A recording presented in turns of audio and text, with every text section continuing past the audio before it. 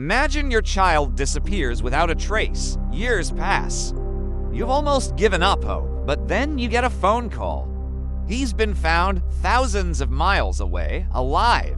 It's a miracle. But what if the person who comes home isn't your child at all? What if he's a complete stranger, a master of deception, living under your roof, eating at your table, and sleeping in your son's bed? This isn't a movie plot. It's the chilling true story of Nicholas Barclay and the man who pretended to be him, a man so skilled at impersonation he was nicknamed the Chameleon. Welcome back to the channel. Today, we read diving into one of the most bizarre and unsettling cases of identity theft you lyings ever hear about. It all starts in San Antonio, Texas. In 1994, 13-year-old Nicholas Barclay, a kid with a bit of a troubled streak, vanishes after a basketball game with friends. He never makes it home. An extensive search turns up nothing. For his family, especially his mother Beverly and older sister Carrie, the world collapses. Days turn into weeks, weeks into months, and then years. The police investigation stalls. The family is left in a state of agonizing limbo, grappling with the unknown. Was he a runaway? Was he abducted? The questions haunted them, with no answers in sight.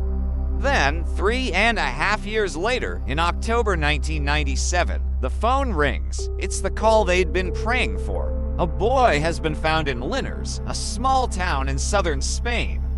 He's frightened, traumatized, and claims to be Nicholas Barclay. The story he tells authorities is horrifying.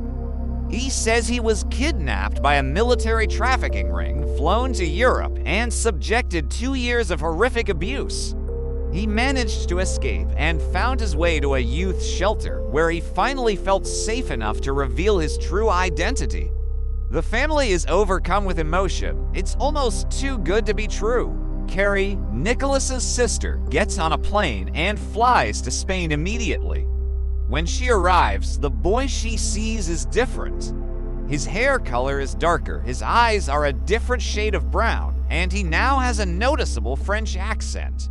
The authorities and the boy himself explain these discrepancies away. The trauma changed him, they said. His captors dyed his hair and altered his eye color to conceal his identity. The accent, a result of being held in Europe for so long. Despite these glaring red flags, a desperate family chose to believe. Carrie, overwhelmed with relief and hope, confirmed his identity. This wasn't just a boy claiming to be Nicholas. This was their Nicholas, returned from a living nightmare. He was flown back to Texas and welcomed home. He moved back into his childhood bedroom, re-enrolled in school, and started to rebuild a life with the family that had missed him so dearly. But not everyone was convinced. For starters, the boy who came home was Frederick Bourdin, a 23-year-old French con artist, not a 16-year-old American teenager. Bourdin had a long history of assuming false identities, often pretending to be orphaned or abused teenagers to find shelter and sympathy. He was a master manipulator, a chameleon who could change his identity as easily as changing clothes. When he was discovered in the Spanish youth shelter, he was about to be exposed. Needing a new identity and fast, he called the U.S. National Center for Missing and Exploited Children. They faxed him a list of missing kids, and he chose Nicholas Barclay. Bourdin was a brilliant improviser. He studied everything he could about Nicholas. He got a tattoo to match one Nicholas had. He learned details about the family through conversations, absorbing their memories and making them his own. He explained the physical differences with his elaborate kidnapping story, a story so shocking that it seemed to preempt any doubt.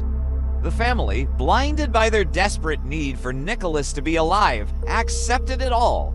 They wanted to believe, and Bourdin gave them every reason to. However, one person wasn't buying it. Private investigator Charlie Parker had been working on the case for a local TV station.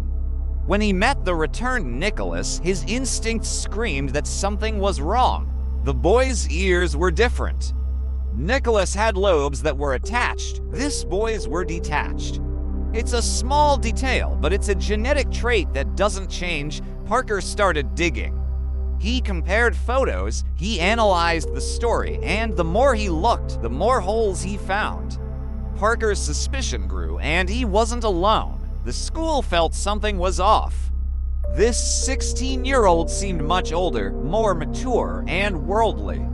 The inconsistencies were piling up, but the family, particularly Carrie, fiercely defended him. To them, questioning him was like questioning their own hope. The turning point came when Parker got a tip to compare the boy's ears with a photo of the real Nicholas. The difference was undeniable. Around the same time, Parker discovered Burden's real name and his long criminal record of impersonations across Europe. He also managed to get a court order for fingerprints and a DNA test. The game was up.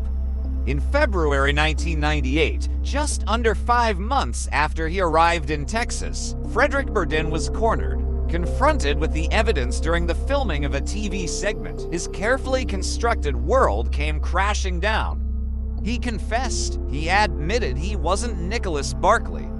He was Frederick Burden from France. He was arrested for passport fraud and perjury. The family was devastated. The miracle they had celebrated was a cruel hoax. They had been manipulated by a master con man who had preyed on their grief. Burden was sentenced to 6 years in a U.S. federal prison. During his time there, and in interviews after, he made a series of shocking claims. He alleged that he knew the family recognized he wasn't Nicholas from the very beginning. He claimed they accepted him to cover up a darker secret, that someone in the family was responsible for the real Nicholas Barclay's disappearance and likely his death. Burden's theory was that he was a convenient solution to a terrible problem. By accepting him, the family could close the book on the real Nicholas. These are, of course, the claims of a convicted pathological liar, and law enforcement has never found any evidence to support them. The Barclay family has always maintained their innocence, stating they were simply victims of a cruel and sophisticated deception, duped by their own overwhelming hope. The case of Frederick Burden and Nicholas Barclay leaves us with so many unsettling questions. How could a family not recognize their own son? Was it purely the power of suggestion and desperate hope? Or was there something more sinister at play, as Burden claims? The official investigation into Nicholas Barclay's disappearance was reopened after Burden's confession, but to this day, what truly happened to the real Nicholas Barclay remains a mystery. He is still listed as a missing person. Frederick Burden was eventually deported back to France after serving his sentence. He went on to marry, have children, and continues to live a seemingly normal life, though his past as the Chameleon will forever define him. The story is a haunting reminder of the depths of human deception and the vulnerability of a grieving heart. It forces us to ask ourselves, how far would we go to believe a miracle, even when all the evidence points to a lie? What do you think happened? Was the family a victim of an elaborate con, or were they hiding a terrible truth? Let me know your theories in the comments below. This case is truly one of the strangest you'll ever encounter.